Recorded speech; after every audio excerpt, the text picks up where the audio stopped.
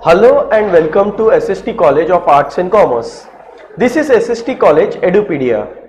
I am Professor Anand Badiani and today we are going to speak on Management Account of SY BAF Semester 4. ठीक है, चलो start करते। New accounts अपन चालू कर रहे हैं तो पहला एक सबसे मन में ख्याल आता है, सर टाइप्स ऑफ अकाउंट्स क्या है?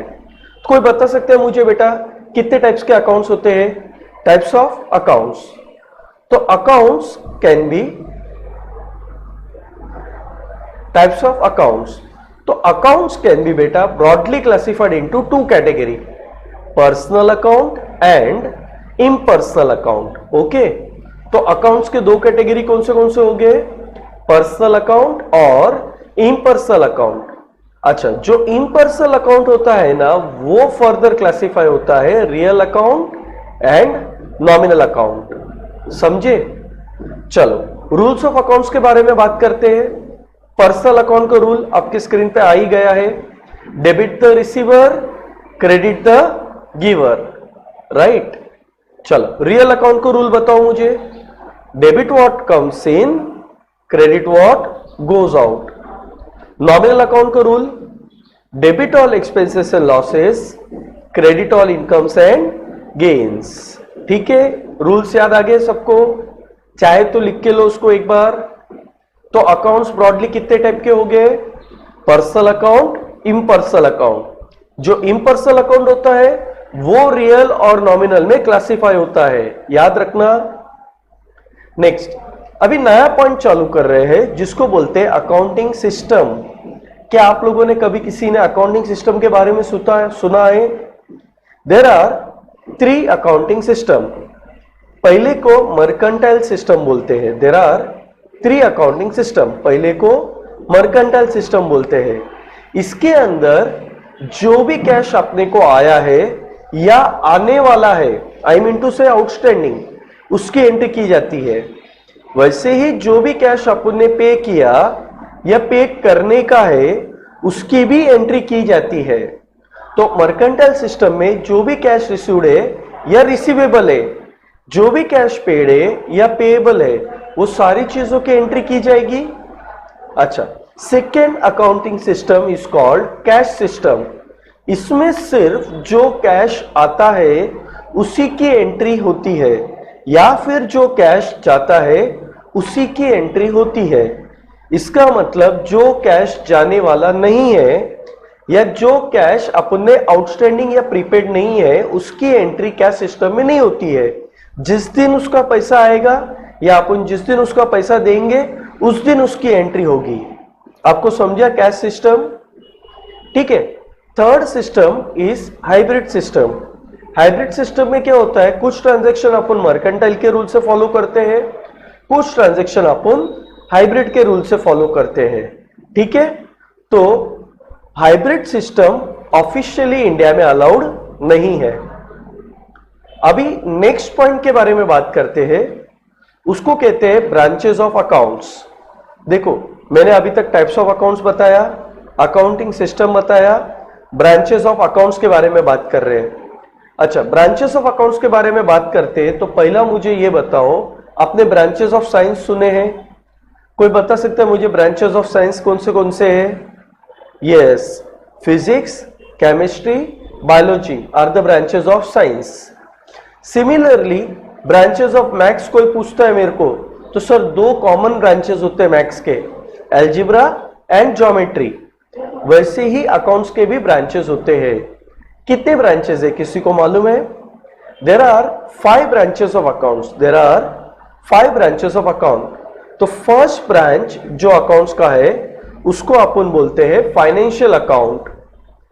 Second branch is costing, third branch is management account, fourth is taxation and fifth is auditing.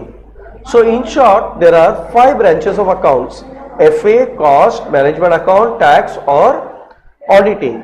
अच्छा, ये ब्रांचेस में अगर आपको कॉमर्स में प्रोफेशनल डिग्री करनी है तो देखिए, एफए के लिए सर मेरे को एफए में स्पेशलाइजेशन करना है, तो सबसे बड़ा डिग्री इंडिया में कौन सा है? कोई बता सकता है एफए के लिए सबसे बड़ा डिग्री कौन सा है इंडिया में? तो एफए के लिए इंडिया में सबसे बड़ा डिग्री है चार्टर्ड अकाउंटेंट। अच्छा, कॉस्टिंग के लिए सबसे बड़ी डिग्री कौन सी है इंडिया में? तो कॉस्टिंग के लिए सबसे बड़ी डिग्री है सीएमए।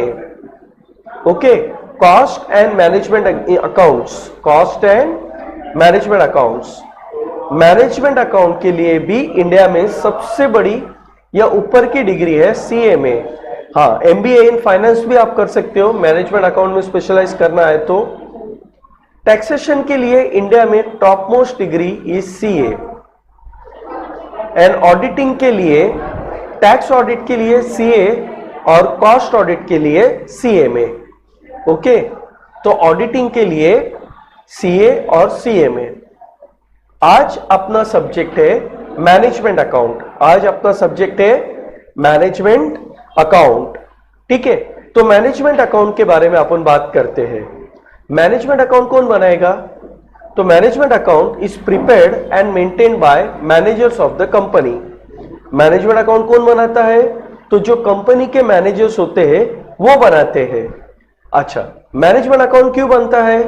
तो it is prepared to reduce the gap between estimated cost and actual expenses. Management account क्यों बनता है? तो it is prepared to reduce the gap between the estimated cost and actual cost. मैंने starting में कुछ तो भी प्लान किया रहेगा, अच्छा फिर असली में मैंने काम किया, तो दोनों के बीच में गैप नहीं होना चाहिए, जैसा सोचा वैसे ही होना चाहिए ना कंपनी में। तो वो गैप रिड्यूस करने के लिए मैनेजमेंट अकाउंट आता है। ठीक है, नेक्स्ट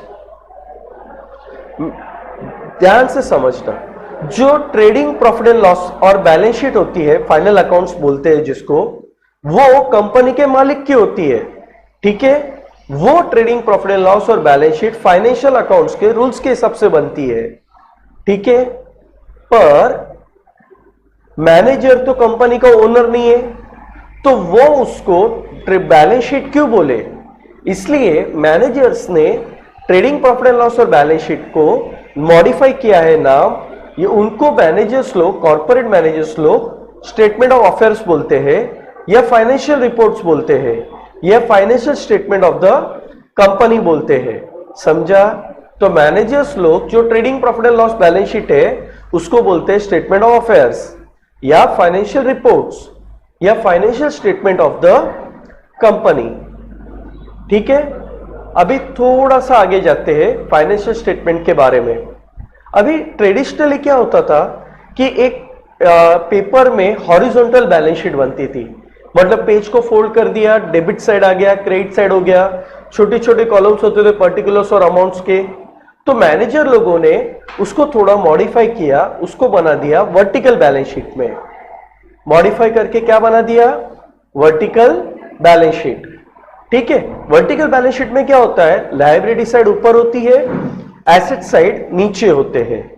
ठीक है, नेक्स्ट चीज या नेक्स्ट पॉइंट ऐसा है बेटा कि managers are not the owners of the company. ठीक है, तो ऑब्वियसली मैनेजर जब कंपनी का ओनर नहीं है तो वो लायबिलिटी को लायबिलिटी क्यों बोले? इसलिए वर्टिकल बैलेंस शीट में लायबिलिटी साइड को नाम मॉडिफाई किया गया और नाम रखा गया sources of fund. Sources of fund मतलब पैसा कहां से आया, पैसा कहां से आया। नेक्स्ट नेम एसेट साइड का नाम मॉडिफाई किया गया और रखा गया application of funds. I mean to say पैसा कहां पे लगा है, मतलब पैसा कहां से आया और पैसा कहां पे इन्वेस्टेड है। तो वर्टिकल बैलेंस शीट के लायबिलिटी साइड का नाम है सोर्सेज ऑफ फंड्स और एसेट साइड का नाम है application of funds. Managers owner नहीं है तो वो उसको लायबिलिटी और एसेट्स क्यों बोले? इसलिए उन्होंने नाम मॉडिफाई किए, कंपनी को पैसे कहां से आए और पैसे कहां पे इन्वेस्ट हुए। समझा? ठीक है, अभी अपन थोड़ा और आगे जाते और डीप में जाते हैं, लायबिलिटी साइड के बारे में बात करते हैं। तो लायबिलिटी साइड के बारे में बात करते हैं अगर, तो क्या बोलते हैं लायबिलिटी को? बोलो मुझे, लायबिलिटी साइड को क्या बोलते हैं? Sources of funds. Yes, company को पैसे कहां से आ सकते हैं? कंपनी को पैसे कहां से आ सकते हैं? तो ब्रॉडली स्पीकिंग कंपनी को पैसे आने की दो जगह होती है। ब्रॉडली स्पीकिंग कंपनी को पैसे आने की दो जगह होती है मेन, एक तो ओन फंड्स मतलब कंपनी के मालिक का पैसा, दूसरा borrowed fund, own funds and borrowed funds. Okay, तो कंपनी को पैसे आने की दो जगह, own funds, borrowed fund. Company के ओनर्स का पैसा is a own funds, company कैसे लोन लेती है तो बोरोड फंड्स, तो पैसे आने की दो जगह। ठीक है, अच्छा अभी पहले अपन ओन फंड्स के बारे में बात करते हैं। तो कंपनी के मालिक का कंपनी के अंदर कौन सा पैसा होता है, कोई बता सकता है क्या? ओन फंड्स का भी दो कैटेगरी होता है, एक को कैपिटल बोलते हैं, दूसरे को रिजर्व्स एंड सरप्लस। ठीक है, तो ओन फंड्स के दो part, capital and reserves and surplus. Capital can be further classified into, चलो किसी को मालूम है कैपिटल के दो part? Capital can be further classified into equity shares and preference shares. Capital can be further classified into equity shares and preference shares. तो capital के दो पार्ट आपको समझे, इक्विटी शेयर्स, प्रेफरेंस शेयर्स। ठीक है, वैसे ही रिजर्व्स भी दो कैटेगरी के होते हैं, statutory reserve and free reserve. ठीक है, statutory reserve and free reserve. अगर अपन ने कोई पैसा जमा किया है या कंपनी ने कोई पैसा जमा किया है कोई स्पेसिफिक पर्पस के लिए एज पर कंपनी एक्ट या एज पर रूल्स, तो उसको स्टैट्यूटरी रिजर्व बोलते हैं। कंपनी के पास फ्री रिजर्व है, कोई पैसा जमा है, वो कंपनी कहीं पे भी अगर यूज कर सकती है, जिधर चाहे कंपनी यूज कर सकती है, तो उसको फ्री रिजर्व बोलते हैं। यहां तक समझा? ठीक है, तो ओन फंड्स आपको समझ गया। ओन फंड्स के दो पार्ट बताओ मेरे को। देखो, capital and reserves. Capital can be further classified, capital के दो कैटेगरी बताओ, equity shares, preference shares. Reserves के दो कैटेगरी बताओ, statutory reserve, free reserve. Okay, चलो नेक्स्ट पार्ट में जाते हैं। अभी उसको बोलते हैं बोरोड फंड। क्या बोलते हैं? Borrowed fund. कंपनी को पैसे कहां से आ सकते हैं या कंपनी पैसे कहां से ले सकती है? Borrowed fund. ओके, कोई बता सकता है कि बोरोड फंड? तो बोरोड फंड का दो कैटेगरी है, सिक्योर्ड एंड अनसिक्योर्ड लोन। कोई बता सकता है दोनों में फर्क क्या है? सिक्योर्ड क्या होता है, अनसिक्योर्ड क्या होता है? तो सिक्योर्ड फंड बोलेगा तो वो पैसा या वो लोन जो कंपनी ने कहीं से भी गिरवी रख के लिए है। अनसिक्योर्ड मतलब वो लोन जो कंपनी ने बिना गिरवी रखे लिए है। Secured loans, unsecured loans. आपको समझा? गिरवी रख के कोई भी लोन ली है कंपनी ने तो सिक्योर्ड, अनसिक्योर्ड बोलेगा तो बिना गिरवी रखे ली है। ठीक है, अभी जो सिक्योर्ड लोन होती है उसको भी फर्दर क्लासिफाई किया जाता है। किसी ने सुना है सिक्योर्ड लोन जो होती है उसको भी दो कैटेगरी में क्लासिफाई किया जा सकता है। एक को बोलते हैं मॉर्गेज और दूसरे को बोलते हैं, कोई बता सकता है? हाइपोथिकेशन। तो सिक्योर्ड लोन की दो कैटेगरी, मॉर्गेज और हाइपोथिकेशन।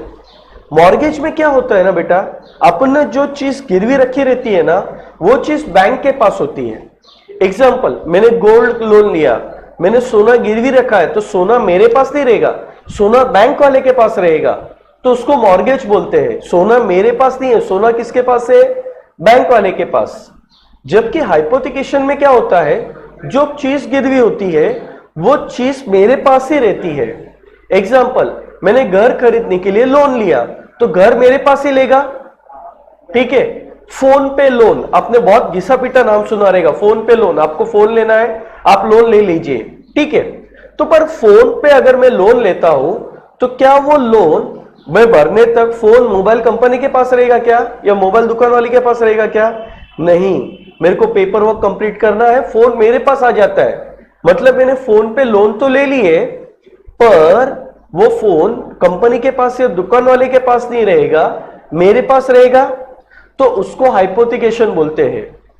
और एग्जांपल कोई मेरे को पूछे सर हाइपोथिकेशन का, तो मैं बोलूंगा ऑटो रिक्शा, बाइक अपन लोन पे लेते हैं तो वो व्हीकल्स तो अपने पास ही रहते हैं ना बेटा, या कार अगर अपन लोन पे लेते हैं तो कार तो मेरे पास ही रहेगी, खाली उसके डॉक्यूमेंट्स कंपनी के पास रहते हैं।